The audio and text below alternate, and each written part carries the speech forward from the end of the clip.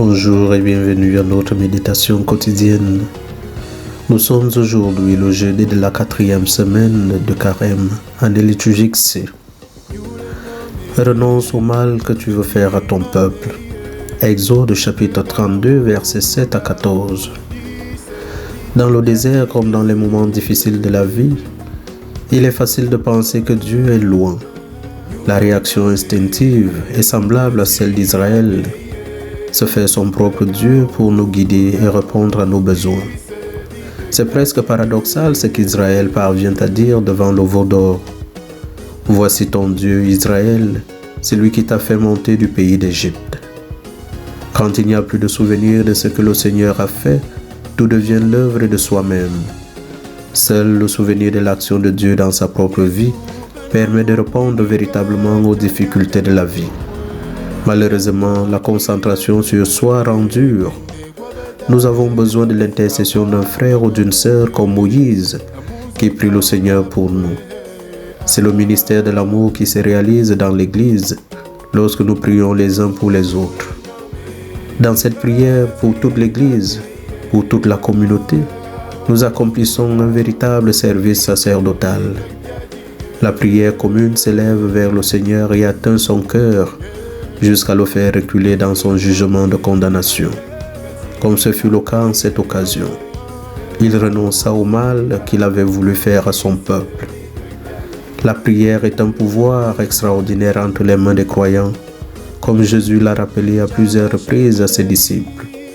Et pareillement, Amen, je vous le dis, si deux d'entre vous sur la terre se mettent d'accord pour demander quoi que ce soit, ils l'obtiendront de mon Père qui est aux cieux. En effet, quand 2 ou 3 sont réunis en mon nom, je suis là au milieu d'eux.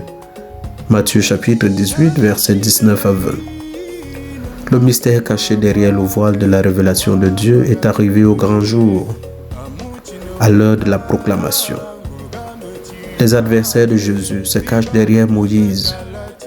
Jésus dit à ses adversaires, « Je suis celui dont parle toute l'Écriture et vous ne me connaissez pas. » Progressivement, Jésus énonce les mystères qu'il accomplit. Sa parole, qui est reçue par les pauvres et les petits, est difficile à être entendue par les Juifs. Lorsque Jésus vient, il éclaire la parole de Moïse. Aujourd'hui encore, cette lumière nous illumine. Le Père a manifesté à Moïse son visage dans la nuit de la foi. Lorsque Moïse parlait, c'était de Jésus dont parlait sa bouche.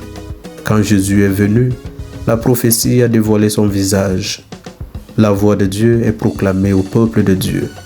C'est par la lumière de Jésus que la parole nous fait entrevoir la vie éternelle. Si nous sommes en lui, nous faisons par lui et pour lui les œuvres de Dieu. En effet, Jésus se reconnaît par la présence qu'il exerce au cœur de notre vie. Il se reconnaît en nous par ses œuvres de paix, d'amour, de joie, de bonté, de douceur, d'humilité, de tendresse. Jésus met en lumière le témoignage que Jean le Baptiste lui a rendu.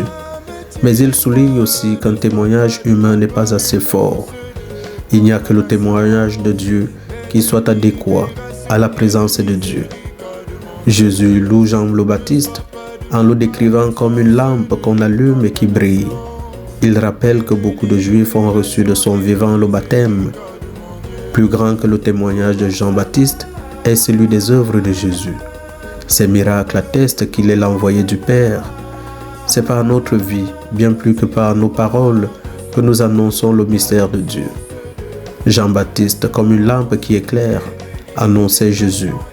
Si notre geste est un geste d'amour, il montre le Dieu vivant au plus intime de notre vie. Le témoignage du Père atteste que la parole de Dieu et de Jésus est véridique.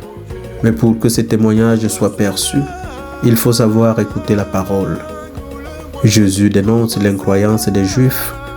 La parole de Dieu ne peut demeurer en celui qui ne croit pas en lui comme envoyé du Père. Les adversaires de Jésus ne peuvent recevoir la vie éternelle. Jésus renvoie ses adversaires au Père, le maître du sabbat. Il y a quelqu'un qui est le Père invisible, qui prend sa défense. Jésus demeure en effet dans le Père et il nous donne son Esprit Saint pour venir à notre secours, afin que nous le reconnaissions et que nous appelions Dieu notre Père. Moïse sera l'accusateur des Juifs, car ils ont scruté les Écritures et leur révélation fait connaître Jésus.